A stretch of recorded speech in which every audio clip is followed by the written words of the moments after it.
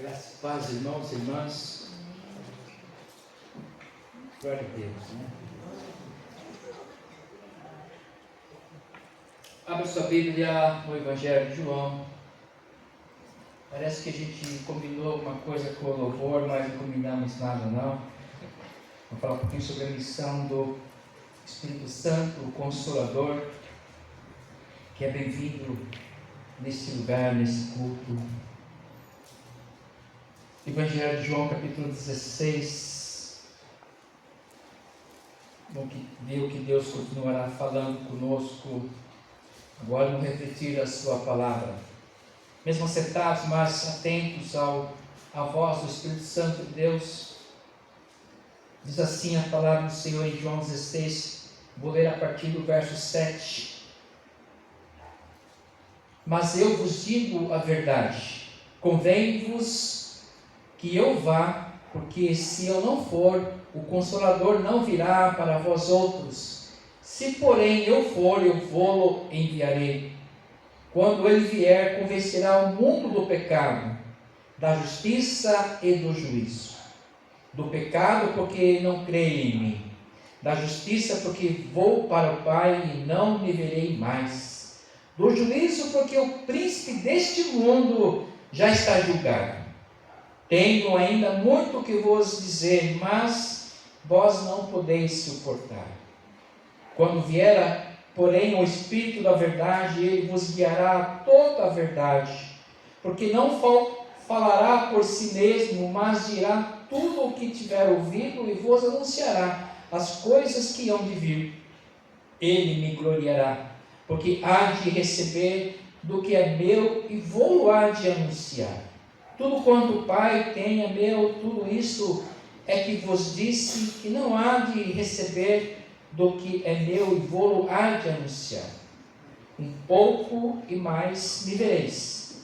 Um pouco e não mais me vereis. Outra vez um pouco e ver-me-eis. Então alguns dos seus discípulos disseram uns aos outros: que venha a ser isto que nos disse? Um pouco e não mais me vereis, e outra vez um pouco e ver-me-eis, e vou para o Pai. Diziam, pois, que venha a ser esse um pouco? Não compreendemos o que quer dizer. Percebendo Jesus que desejavam interrogá-lo, perguntou-lhes: indagais entre vós a respeito disto que vos disse, um pouco e não me vereis, e outra vez um pouco e ver-me-eis? Em verdade, eu vos digo que chorareis e vos lamentareis, e o mundo se alegrará. Vós ficareis tristes, mas a vossa tristeza se converterá em alegria. Até aqui, palavras do Senhor Jesus. Pai querido, quero te agradecer por essa hora especial, oportuna, que o Senhor nos deu o privilégio de nos reunirmos nesse santuário para prestar-te culto, louvarmos o teu nome com alegria e sermos também tocados, alimentados pela tua excelsa palavra. Senhor, que o teu Espírito Santo, que é bem-vindo aqui, nos ilumine, nos abençoe, fale-nos na nossa individualidade, na nossa necessidade, porque nós precisamos e queremos ouvir a tua voz. Porque nós estamos ansiosos e clamamos que queremos ser tocados pela tua graça, pelo teu poder, pelo teu amor. É a nossa oração de gratidão e de súplica, Pai, no teu nome, Jesus, nosso Senhor. Amém. Queria refletir um pouquinho com a amada igreja sobre cooperadores de Deus, que nós somos chamados a sermos diante da presença real do Espírito Santo. Nós lemos aqui sobre a missão do Consolador, Jesus instruindo os seus discípulos, estava pertinho de ser preso e de ser morto, e ele estava instruindo os seus discípulos o que iria acontecer após os episódios que viriam. É uma preocupação, entre aspas, uma preocupação de Jesus em fazer com que os seus discípulos pudessem receber toda a instrução necessária para as suas vidas. Você sabe por que você existe? Você sabe por que você nasceu? Isso é importante para que nós saibamos que temos um propósito na nossa vida. Já pensou nisso? Ou você acha, ou achamos que fomos apenas mero acaso de uma relação entre nossos pais?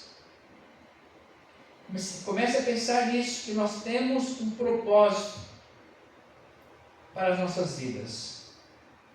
Certa vez, uma mulher estava em pé ao lado de um semáforo e com uma plaquinha na mão.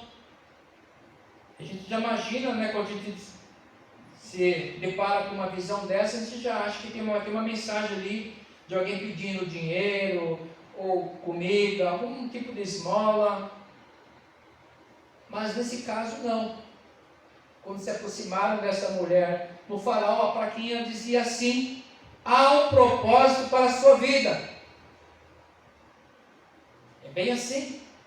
A gente é pego de surpresa, porque nós vislumbramos que as pessoas sempre têm algo a nos pedir, né? O mercado está posto aí, quer te ajudar, para que você continue comprando, etc. O que eu posso te ajudar? Nesse caso aqui a gente tem esses preconceitos mesmo, né? Preconceitos.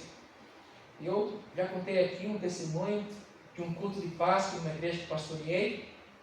No final do culto, uma pessoa queria falar comigo, eu pensei, puxa, vai querer pedir alguma coisa, né? Vai querer pedir ajuda para a igreja e tal. Aí eu fui conversar com ele, e ele disse para mim só uma frase: pastor, sabe o senhor que estou orando pela sua vida. E foi embora. Eu fiquei assim, estarrecido, feliz, é claro, né? Mas fui pego de surpresa. Há um propósito para a sua vida. Nós precisamos pensar nisso. Diante das palavras de Jesus, palavras profundas que os seus discípulos não entenderam, que é um discurso difícil mesmo, porque nós estamos tão pautados à nossa lógica, à nossa realidade, tão dura às vezes, lidarmos com as circunstâncias, com os problemas, com as enfermidades, com os desafios, que nós esquecemos que nós temos um Espírito Santo que está conosco o tempo todo, e que nós temos um propósito a cumprirmos em nossa vida. Não apenas vivermos, pagarmos contas e mais contas, e nos aposentarmos e esperarmos a morte. Não! Para ter lá depois do funeral lá e no cemitério um epitáfio lá. Aqui já fulano, beltrano, cicrana, etc. Não! Isso aqui é só um momento histórico da nossa vida real. O que nos reserva é uma vida eterna. É disso que se trata aqui o texto. E Jesus está querendo aqui instruir os seus discípulos: olha, eu vou embora, mas ficarei aqui com vocês através do Espírito Santo, do meu Espírito Santo, que nos diz hoje que nós temos um propósito em nossa vida. Tanto é que lá em 1 Pedro, capítulo 4, de 7 a 11, nos diz assim: o fim de todas as coisas está próximo. O fim de todas as coisas está próximo, portanto, sejam criteriosos e sóbrios para poderem orar. Sejam criteriosos e sábios na sua oração. Acima de tudo, porém, tenham muito amor uns com os outros, porque o amor cobre a multidão de pecados. Multidão de pecados. Sejam mutuamente hospitaleiros, sem murmurações, sem reclamar. Receba bem as pessoas. Sirvam uns aos outros, cada um conforme o dom que recebeu. Você recebeu dons, como encarregados de administrar bem a multigraça de Deus.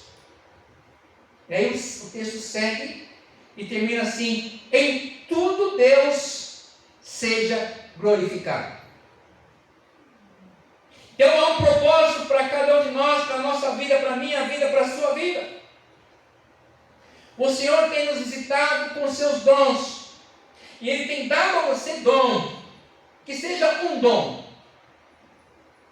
Não dá para nós enterrarmos o nosso dom, como na parábola que o próprio Senhor Jesus conta dos talentos. Qual é o seu dom? Vai enterrar porque o Senhor, Ele vai vir e vai cobrar você. Então eu sei que esse Senhor é duro, Ele é justo, vai me cobrar, então eu vou enterrar para não perder o talento. E o talento aqui tem uma simbologia com dinheiro. Então ele enterrou porque o Senhor vai voltar depois de um tempo e vai estar aqui, ó. O Senhor me deu 10, está aqui 10. E no final nós sabemos que ele vai falar assim: servo infiel, sai da minha presença, vai para o lugar lá que não é o meu lugar. Mas para aquele que pegou o talento e multiplicou, investiu, desenvolveu a vontade, o propósito de Deus, tinha muito mais a dar ao Senhor quando o Senhor voltou. Servo fiel e bom, seja bem-vindo no meu convívio. Então nós temos aqui, segundo a palavra de Deus, do Gênesis ao Apocalipse, que ela nos fala que Ele tem nos dado, nós temos nascido para um propósito. Volto a dizer, não apenas para a gente cuidar bem da nossa vida, cuidar bem da nossa casa, às vezes, aí vem a crítica, inclusive, do Senhor através do profeta: olha, as suas casas estão apaneladas. Se vocês têm uma casa luxuosa, têm um bem-estar, a minha casa às vezes está meio abandonada. Isso me ensina muito, que eu tenho que olhar para a minha casa sim, mas também para a casa do Senhor, para a obra dele, e tudo que diz respeito, né?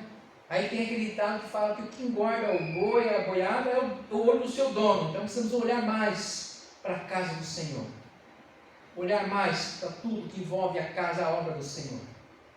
Então vir apenas às vezes no fim de semana, ou de uma vez por mês, ou nas festinhas, apenas para celebrar alguma coisa e tchau. Às vezes a igreja está em crise por conta de várias coisas, quem sabe uma delas é essa, de nós não olharmos mais com profundidade para a obra e a casa do Senhor. É o coração, é o propósito para o qual o Senhor tem o chamado.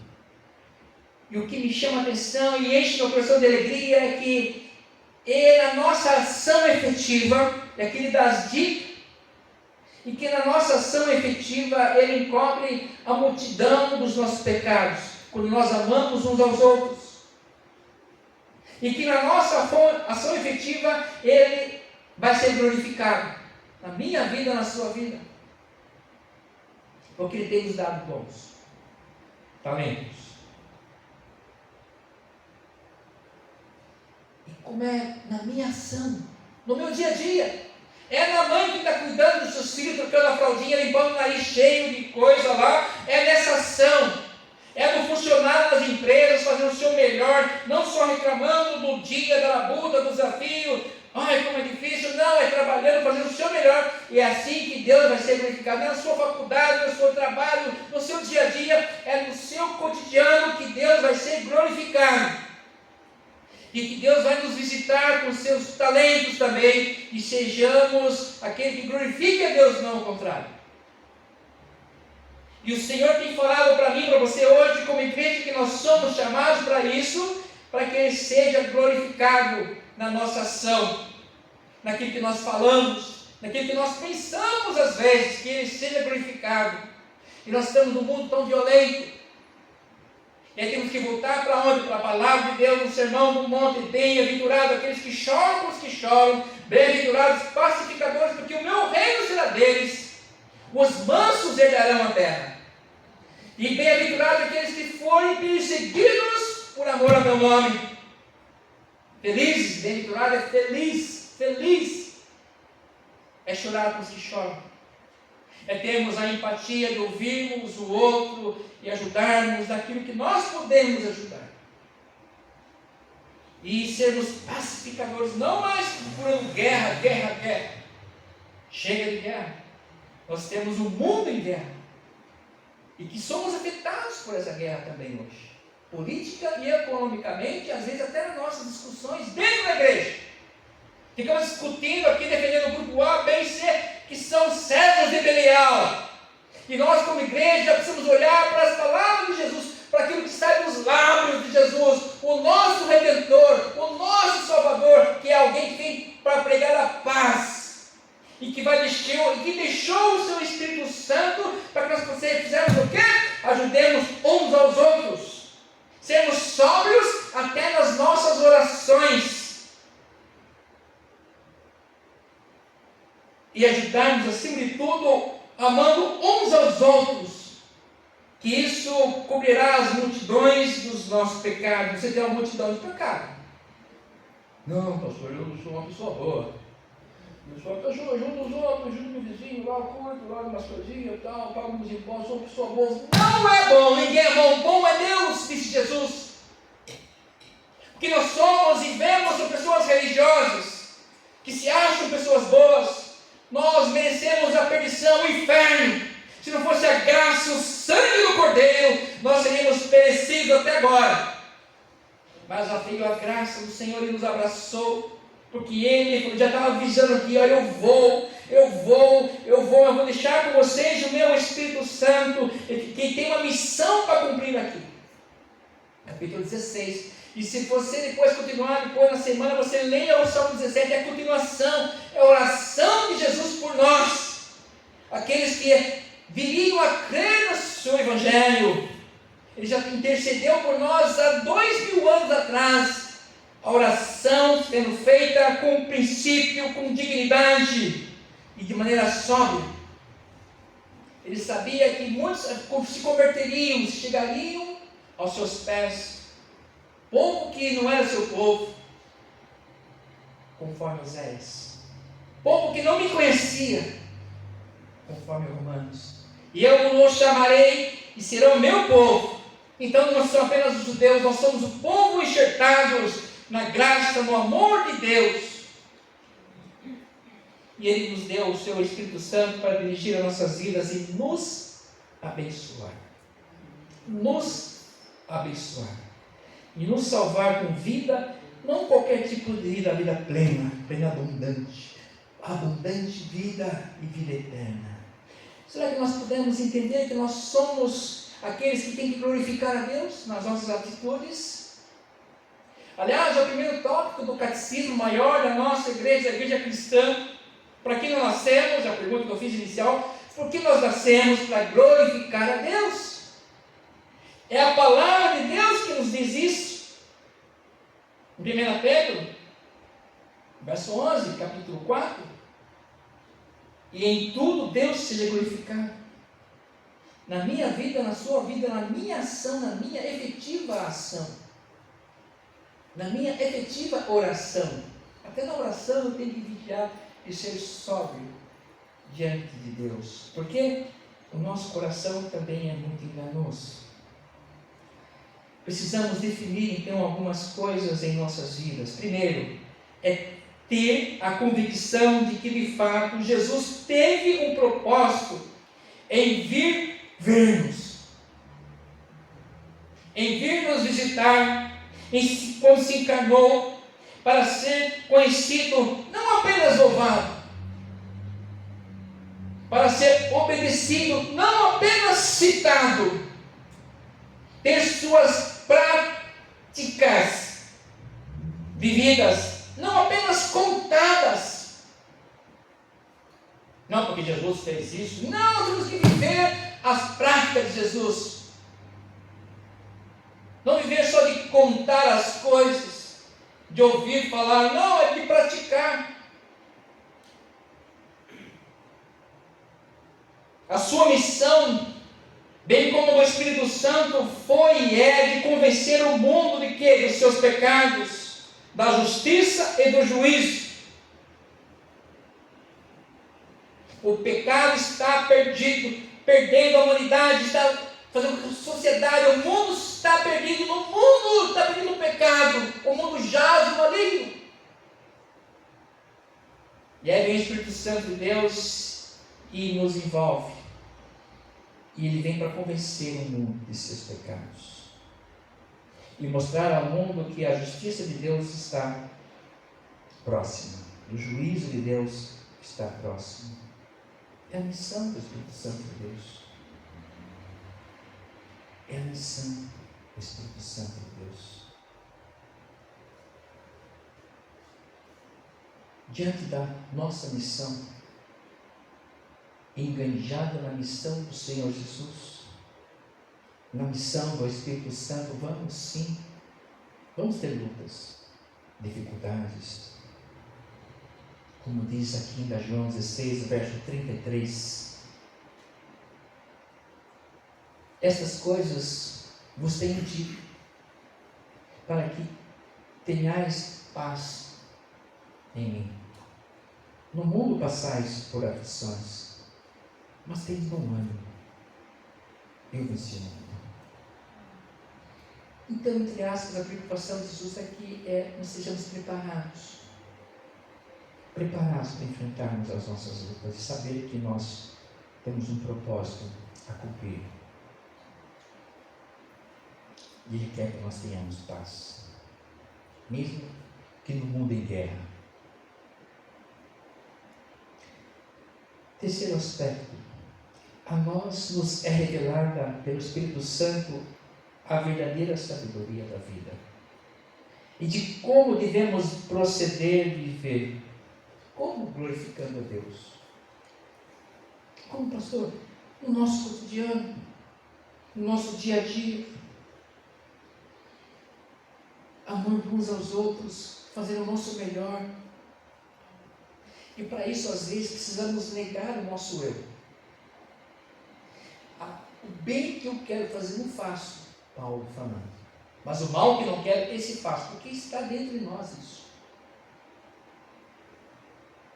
Por isso que não dá para a gente ficar só conversando, dialogando, não, porque eu sou assim mesmo. Não, o Evangelho quer vir nos mudar. A força do Espírito Santo quer vir nos converter, para que possamos glorificar a Deus através da nossa vida. O homem e a mulher natural não aceitam as coisas do Espírito Santo, pois eles são loucuras. As coisas espirituais são discernidas espiritualmente. Paulo diz em 2 Coríntios 2,16: pois quem conheceu a mente do Senhor, que o possa instruir? Nós, porém, temos a mente de Cristo, a saber, o ensino do Espírito Santo, que nos leva a uma vida de sabedoria. O Espírito Santo vem e nos toca a nos fazer viver diferente, a termos uma vida de sabedoria. Esse é o propósito maior para o qual nós cumpramos o chamado que Deus tem para mim e para você, vivermos em sabedoria, com sabedoria, diante de tudo. E o Espírito Santo vai caminhar conosco. Nós sempre convidamos Ele para estar no nosso coração, na nossa vida, e Ele vem porque Ele está ao nosso lado. E aí vamos viver, não apenas viver para nós mesmos, para os nossos meros projetos. Isso é um pouco triste. Vivemos só para nós mesmos, para cumprirmos os nossos sonhos, os nossos planos, os nossos projetos. E esquecemos que nós temos um propósito na nossa vida. Que tudo que nós fazemos, sim, pode reverter para a glória de Deus, desde que eu tenha essa consciência, essa inteligência espiritualmente do Espírito Santo, que eu posso fazer o que eu faço para glorificar a Deus. Em todo o tempo. Nas minhas conversinhas, com as minhas turminhas, no meu trabalho, na minha família, eu posso fazer a diferença, porque eu tenho a ajuda e a presença do Espírito Santo de Deus, que está conosco. Promessas de Jesus Cristo: eu vou, mas deixarei com vocês o Paráclitos, o Deus Consolador, o meu Espírito Santo. Eu vai estar aqui, enquanto estiver aqui, não vai estar mais junto. Daqui a pouco eu vou embora, ele vai ficar aqui com vocês. É Ele que vai te convencer de que nós precisamos dele. É Ele que vai convencer o mundo dos pecados, que nós somos bons, não, que nós precisamos voltar para a cruz, deixar o nosso eu gravado 100% na cruz de Jesus e descermos de lá para uma nova vida. Eis que faço nova todas as coisas, nova criatura seremos, se nós deixarmos o nosso eu lá na cruz com Cristo e descermos para vivermos uma nova vida. Vivemos em novidade de vida, como diz o apóstolo Paulo. E vivemos não só para nós mesmos, que é muito triste, mas vivemos para glorificar a Deus. Isso é felicidade, bem-aventurança. E se nós entendermos isso, seremos de fato bem-aventurados, de fato felizes. Não há felicidade longe do Senhor Jesus, não há salvação longe de Jesus, não há felicidade nem paz longe do Espírito Santo que nos toca, visita o nosso coração e nos faz saber o que Ele quer de nós. Porque nós somos criados, nós nascemos para um propósito. O Senhor tem um propósito para a sua vida. O pecado tem obscurecido as nossas mentes e vontades. Por isso, resistimos à ação do Espírito Santo de Deus. 1 Coríntios 3,9 nos diz: porque de Deus somos cooperadores, lavoura de Deus, edifício de Deus.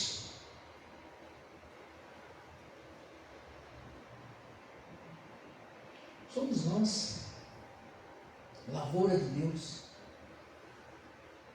Aquela lavoura assim linda, maravilhosa, bem regada, bem cuidada. E Deus vai se manifestando através de cada um de nós. E não precisamos sair daqui e ir lá para um país do continente africano, porque a gente fala em missão, já acha que tem que ir para lá, né? É um continente que ainda continua sofrendo, é verdade, as mazelas, as consequências dos desmandos da humanidade dominadora. Mas a nossa missão, o nosso propósito está onde nós estamos hoje, de sermos cooperadores de Deus. Cooperadores. Há um propósito para a sua vida. O fim de todas as coisas está próximo. Portanto, sejam criteriosos e sóbrios para poderem orar. Acima de tudo, porém, tenham muito amor uns para com os outros, porque o amor cobre a multidão de pecados. Sejam mutuamente hospitaleiros, recebam bem uns aos outros, sem reclamações. Sirvam uns aos outros, cada um conforme o dom que recebeu, como encarregados de administrar bem a multigraça de Deus. Deus é infinito, a sua graça é maravilhosa, é contagiante. Então é só a gente se colocar nas mãos do Senhor, que Ele vai nos abençoar e vai usar de nós, apesar de nós.